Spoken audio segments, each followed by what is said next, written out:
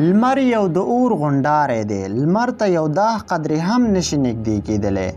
هر څه چې د لمر لور ته نږدې کیږي ورکیږي او له منځه وړل کیږي.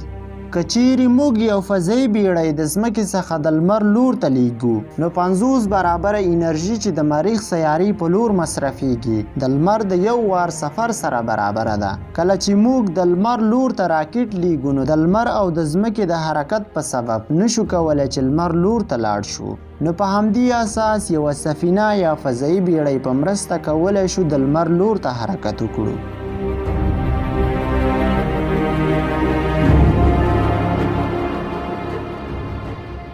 خو دغه بیړۍ چې د لمر لور ته ځي نو زیاته به قوي او زوروره وي چې وشي کولی هغه موانع چې د لمر په سفر کې وي له منځه ولاړه شي او هم د لمر د تودوخې له وجې ونه سوځي. پارکر دغه کار په ډیر ښه شکل ترسره کوي. دغه فضایي بیړۍ د دغه ستونزو سربیره د لمر لور ته ځي. پارکر په سم ډول د لمر لور ته نږدې شوه او په یو میخور یې د لمر په شاوخوا حرکت وکړ چې دغه یو لوی ویاړ د فضایي سیستم لپاره و. ناسا فضایي سیستم په 2014 میلادي کال د پارکر په نوم یوه فضایي بیړۍ د لمر لور ته ولیږله.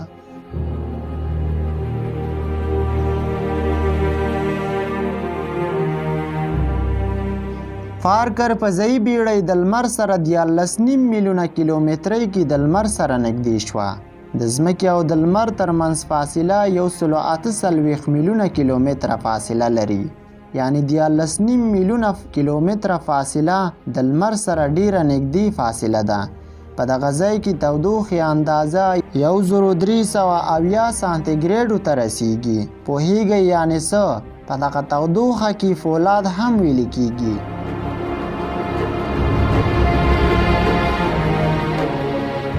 اما دغه فضایي بیړۍ له منځه نه وتللې. په جوړښت کې داسې مواد لري چې د دغې تودوخې برداشت له ځانه سره لري.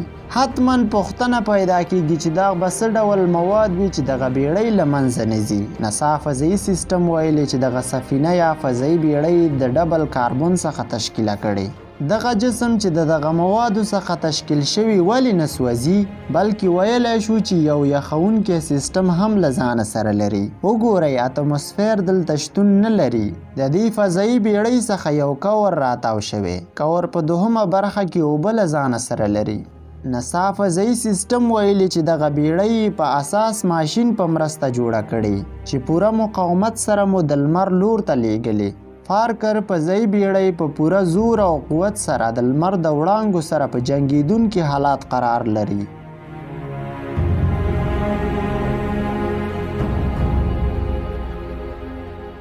جالبه دا دی چې د لمر لور ته د سفر لپاره د منځنۍ برخې پرته نور دوباره کور له ځانه سره نه لري. اما دغه حالات 14.5 میلیونه کیلومترۍ کې و. د حرکت په صورت کې بالاخره 6.5 میلیونه کیلومترۍ کې د لمر لور ته ورسېده. پارکر فضایي بیړۍ تقریبا 2 کاله د لمر په لور حرکت د لمر اړوند معلومات د ځمکې لور ته محاوره کړل. پارکر فضایي بیړۍ په دغه وخت کې 15 مهم کشفیات ترسره کړل. دغه فضایي بیړۍ هغه انرژي چې د لمر لور ته مصرف کوله د لمر د لورې د کوم عکس العمل سره مخامخ شوه بلکې اوس یې درته بیانوم.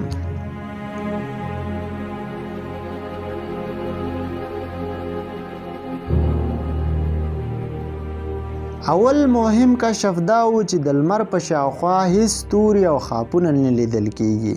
خو که چیرې موږ د فضا لور ته نظر واچو زیات ستوري او خالونه به مو تر سترګو شي. ولې د لمر په محیط کې هیڅ واړه ستوري او خالونه شتون نه لري ځکه د لمر له لورې سوځول شوي دي. پارکر فضایي بیړۍ د څېړنو څخه معلومیږي چې 6,000 میلیونه کیلومترۍ کې د لمر هیڅ یو ستوری او خالونه شتون نه لري.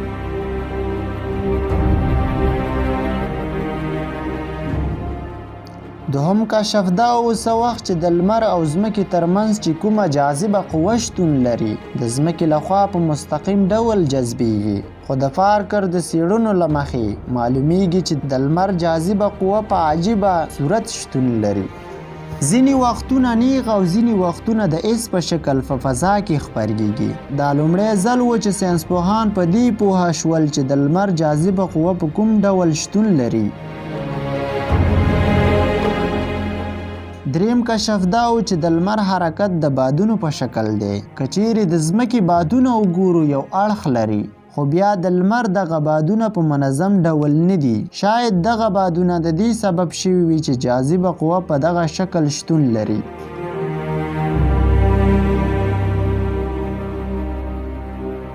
که چیرې غواړئ د پارکر په اړه نور معلومات ترلاسه کړئ نو ویډیو یې وګورئ. په څلورم کشف کې پارکر فضايي بیړۍ په دې وپوهېده چې د لمر جاذبه قوه او بادونه په منظم ډول نه دي لکه څنګه چې تاسې یې د ځمکې څخه ګورئ.